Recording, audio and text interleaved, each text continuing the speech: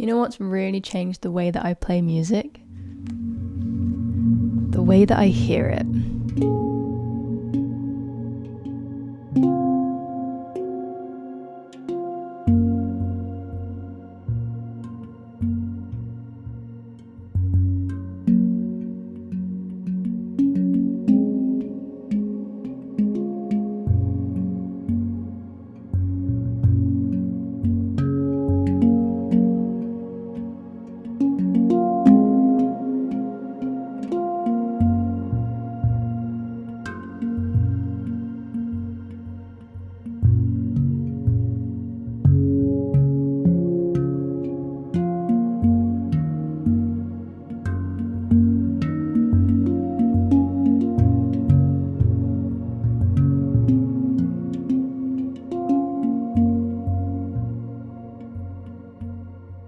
I want to talk about how to listen to music, and I mean like really listen to music. I've been reading a book recently by Victor Wooten. It's called The Music Lesson, a spiritual search for growth through music. It was recommended in the Handpan WhatsApp group by somebody there. Thank you. I run a little WhatsApp group that you can join through Patreon if you're interested in joining like-minded handpan learners. And just to give you an idea of what this book is like, here's a quote from the very beginning. All things are in motion, and although a thing may appear to be stationary, it is always moving. This motion may change, but it will never cease. All music ever played is still playing. It's a super magical, charming book that goes really in depth into different concepts and elements behind music, but in a really wonderful, deep, holistic way, while still maintaining this really light-hearted, lovely, silly energy. And it's inspired me. It's inspired me to listen more and to, be more intentional with the way that I play and the way that I hear and really hear music. A big part of that as well is recently getting these wonderful headphones. These are my first pair of actually good, high quality listening headphones, like headphones just to enjoy music. I have mixing headphones and monitors for when I make music that are designed to keep everything as flat as possible so you can really hear everything and really manipulate the sound. But these are designed for the best user listening experience, which I've never given to myself before. So I'm really pleased that Meze Audio actually reached out to me and sent these to me. So thank you so much. I got them in the walnut finish to match my neotone. These ones are the 99 Classics. They're not even the like highest end super expensive range, but they're way higher quality than anything that I've ever afforded myself before. They just feel really nice, and they're super comfy. I have a really small head, and I find that headphones are either way too big, or once I make the adjustments they just kind of sit funny on my head. But these, it's like a cloud on my ears. Another thing that I like about them is that they are planet friendly, in that everything is detachable and serviceable, repairable, so I don't have to, if it ever breaks, I don't have to completely buy something new again. I can just keep this forever, which is super exciting to me. When I wore these, I was hearing things in songs that have been my favorite songs for a long time. I was hearing things that I'd never heard before, and I want to talk about that a little bit today. I want to talk about how to listen to music in a way that will then help you become a better musician. Not a better handpan player or guitar player or bass player, as Victor Wooten talks about in this book, but a better musician. So my question to you is, when you listen to your favorite music, whether that's your favorite handpan players, what is it that you're actually listening to? Do you just put it on in the background? Do you put it on while you do yoga, while you drive, while you're cooking? Or do you sit down and really listen to it? And there's no right way. Like, I listen to music in the background all the time. That's predominantly how I listen to music. But every now and then, just putting on a good pair of headphones or turning up a good pair of speakers and just lying down, closing your eyes and really being absorbed in the world that is being created is such a magical, wonderful experience. Julia Cameron, in her book The Artist's Way, talks about this idea of going on artist dates with yourself. So my invitation to you and to myself is like once a week, just like lighting a candle, having a good drink, putting on your favorite album, and having a date by yourself, and just like really just absorbing yourself in your favorite album and really listening to it in a way that is active, in a way that is finding things in the music that you've never heard before, and allowing that for yourself, and just having that wonderful, nice date night. The idea is the more that you do this, the more you will inspire yourself, inspire the muse, feed the muse, and then be able to in turn create more.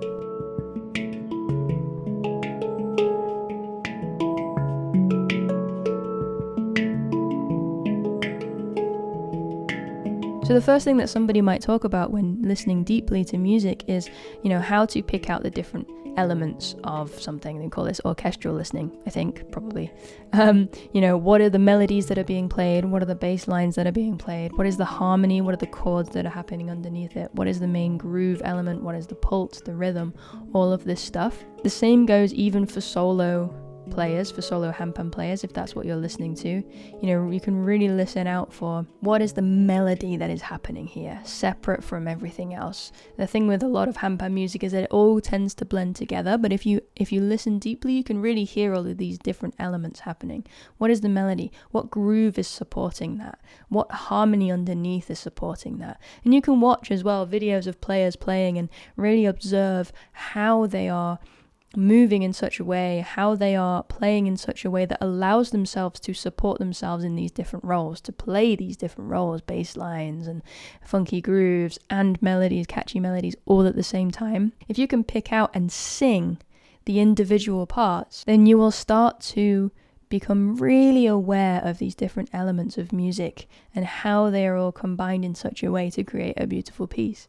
But as Victor Wooten explores in this book, that's just one element, the notes that you're choosing and the order that you are playing them in and the rhythm in which you're playing them in is just one element of music. And there are infinite other elements to be explored, such as dynamics, such as phrasing, such as texture and timbre, such as technique and the specific ways in which a player is playing, such as feeling. How can you actually determine what the musician is feeling while they are making the music that they make? What is the difference between a multi-Martin piece of music and a Nadashana piece of music?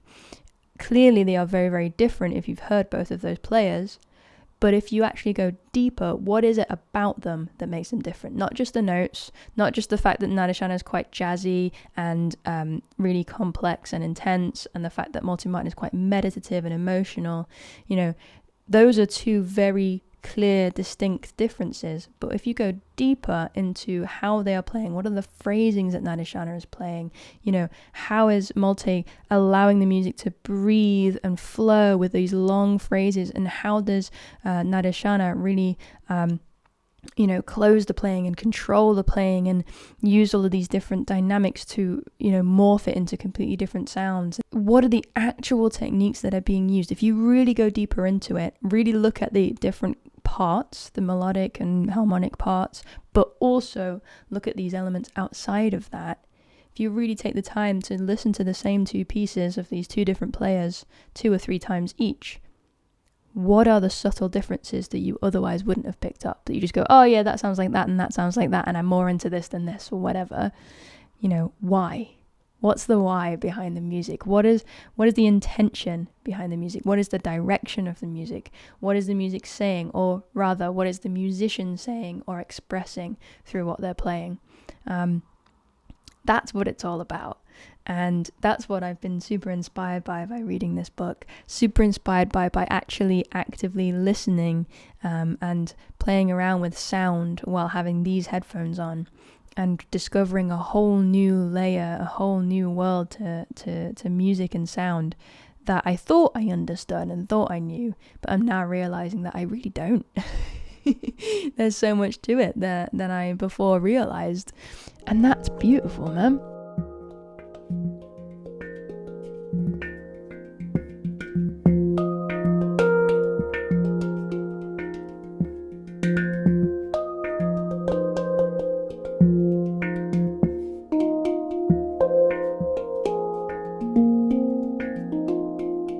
when you first start listening to handpan music, which is the example that I'm using because I play the handpan, it's all beautiful, it's all very similar, you know, it feels like handpan music is a genre in itself.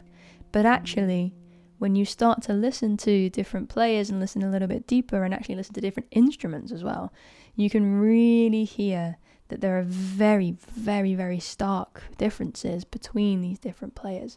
You know, once you start to clock that, then you can go deeper and say, okay, well, but what is it about these different players that makes them different? What is it that brings their personality through? What are the specific actual techniques, not just the feeling, but the technique as well that brings that feeling, that makes those characteristics? And from there, you can then, or you will immediately start to feel what you are drawn to and what you like, in the same way that Jacob Collier described it this way. You eat something and you immediately go, that's nice, or that's disgusting. And you don't know why, you don't know what the ingredients are unless you're a top chef. You don't necessarily know why, you just know. And in the same way, when you listen to music, you just know what your taste is. You can just feel what you are drawn to and what you're not. And so in that way, once you start listening to the specific techniques and you feel which ones you're drawn to, then you can start to pick and choose what you want to learn how to do, you know, what you want to be inspired by. Not copy, but to be inspired by these different elements, and then you use that to hone your own craft and your own technique and your own playing, so that then you can bring your voice through. It's not just about learning how to play the handpan, it's about learning how to listen to the handpan while you play, listen to what you are playing, listen to all of the music that is constantly surrounding you, and all of the sound that is constantly surrounding you, becoming more sensitive to that, and then deciding what you want to use, which tools you want to use to then allow your expression to come through. And as well, if you're looking to step outside of your musical comfort zone, I recommend trying to step outside of algorithmic listening, you know, Spotify playlists and YouTube playlists and recommendations. Once it has an idea of what you've enjoyed, and then starts to feed you things that it thinks you will like. But then you're less likely to find things that challenge you, or that might not be to your taste, or that you might not have expected that you might like. So I recommend searching for like curated playlists if you're looking to find new music, or, you know, going to live shows where there are people that aren't performing, or going to a record store and just picking up a CD that looks interesting, you know. All of these things that kind of step outside of the algorithm. This is a big theme in my life right now. I don't feel like I'm using the internet anymore. I feel like the internet is using me and guiding what I listen to and guiding what I consume. And I don't want that anymore. And I imagine most of you watching this are already quite good at having control over your own taste. But I got a little bit lost over the last few months. And so I'm really enjoying just like reclaiming my hearing, reclaiming my consumption of media, and reclaiming my control over my own taste and my own hearing and my own expression. Yeah, it's been a joyous journey. And if you're interested in these specific headphones, these are Meze Audio headphones. I got them in the walnut finish to match my neotone. I've been really enjoying over the last, I don't know, like 6 months or something, just using this as an opportunity to just listen to music and just really enjoy it while doing nothing else, maybe drinking a cup of tea, but nothing else. And it is just the most joyous thing in the world. And whenever I find joy, my first thought is often, I wish everybody could feel the way that I feel right now. And so that's why I'm making this video, and I want you to feel the way that I'm feeling right now. So go and listen to some really good music with some really good headphones. These ones, I have a discount code if you want these ones. It's available only for 30 days, so check it out while you can. I'm going to leave you now to go and listen to stuff. I'm going to go and listen to stuff and make stuff. Thanks for watching.